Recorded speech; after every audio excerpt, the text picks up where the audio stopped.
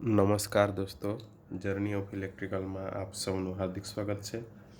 મિત્રો, આજે આપણે જેટકોમાં જે એક્ઝામ પેટર્ન છે એ હાલ ચેન્જ થઈ છે, તો એ કયા પ્રકારે પૂછાશે એમના વિશે આપણે વિસ્તૃત માહિતીપૂર્વક જોઈએ.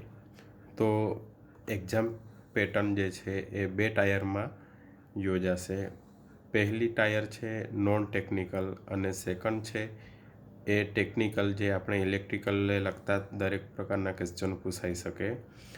તો ટેકનિકલ એક્ઝામ આપણે આપવા માટે પહેલાં tier 1 non technical exam clear કરવી જ પડે, તો જ આપણે સેકન્ડ એક્ઝામ માટે એલિજિબલ ગણાશું. જો આપણે પહેલી એક્ઝામમાં જો પાસ ના થઈએ તો આપણે સેકન્ડ એક્ઝામ આપી ના શકશું. તો આ જે નોન ટેકનિકલ જે એક્ઝામ છે એ 100 માર્ક્સની રહેશે અને નેગેટિવ માર્કિંગ પણ રહેશે, જે 0.25 માર્ક હશે.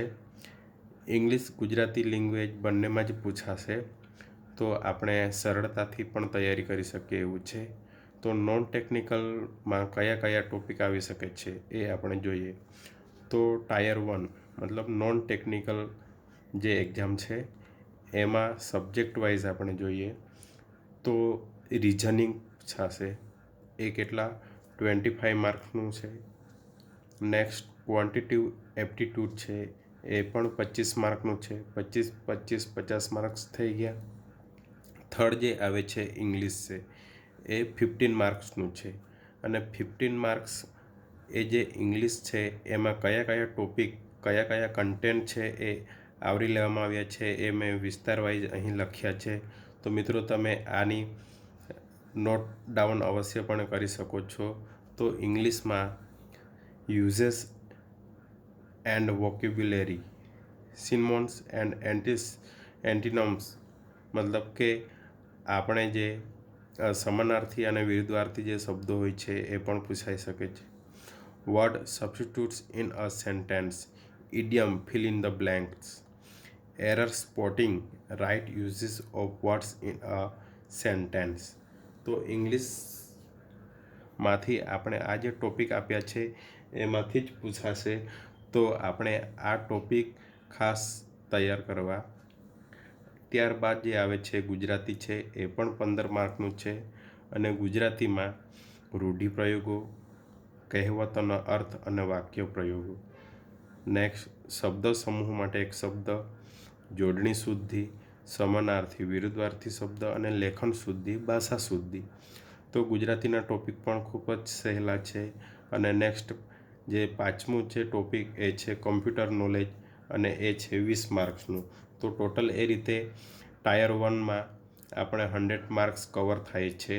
તો 100 માર્ક્સમાંથી આપણે ક્વોલિફાય થવા માટે 50 માર્ક્સ આવવા ખૂબ જ જરૂરી છે, તો જ આપણે નેક્સ્ટ જે સેકન્ડ લેવલની એક્ઝામ છે એ આપણે આપી શકશું. તો આ રીતે આપણે ટાયર 1ની એક્ઝામની તૈયારી કરી શકશું. હવે ટાયર 2 જે ટેકનિકલમાં પૂછાશે, ઇલેક્ટ્રિકલના ક્વેશ્ચનો હશે.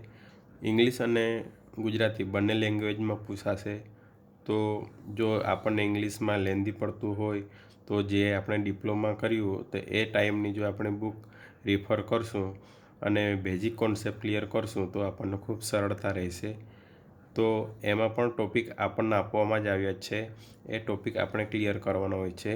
ફર્સ્ટ ટોપિક છે basic electrical. Next electrical engineering and material, મતલબ કે ઇલેક્ટ્રિકલ એન્જિનિયરની અંદર કયા કયા પ્રકારના, કયા ટાઈપ્સના મટીરિયલ વાપરવામાં આવે છે. જેમ કે ઇલેક્ટ્રિકલ સર્કિટમાં આપણે જે કંટ્રોલ સર્કિટ માટે જે ઇક્વિપમેન્ટ વાપરતા હોઈએ છે, એમસીબી, એલસીબી, રિલે, મલ્ટીમીટર છે, મેઝરિંગ માટે વાપરતા હોઈએ છે. તો એવા જે મટીરિયલ હોય છે ઇલેક્ટ્રિકલ એન્જિનિયરિંગની અંદર, એમના વિશે આપણને બેઝિક માહિતી હોવી જોઈએ, તો એ પણ અંદર કવર કરી શકે છે. નેક્સ્ટ ખૂબ જ અગત્યનો ટોપિક છે આ જે બેઝિક ઇલેક્ટ્રિકલ.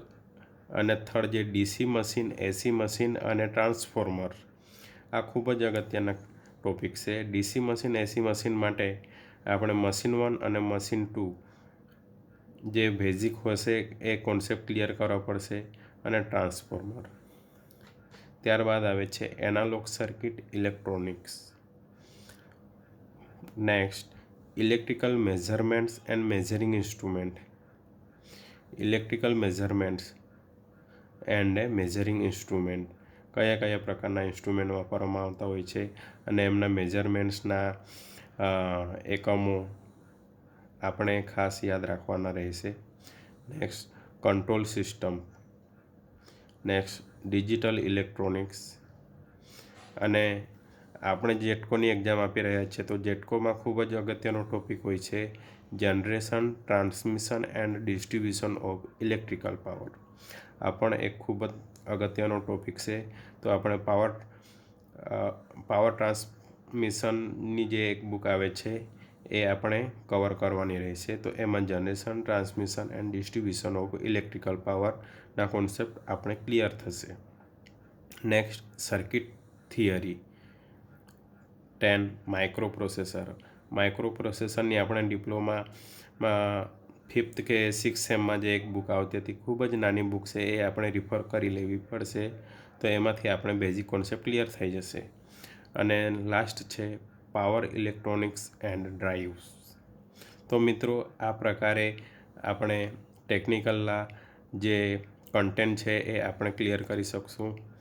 મિત્રો અગાઉ પણ મેં ઘણા પેપર સોલ્યુશન્સ મૂક્યા છે, તો એ પણ આપ જોઈન ક્લિયર કરી શકો છો. અને હવેથી ટૂંક સમયમાં નવા પ્રશ્નપત્રો, પેપર સોલ્યુશન્સ પણ હું અપલોડ કરીશ.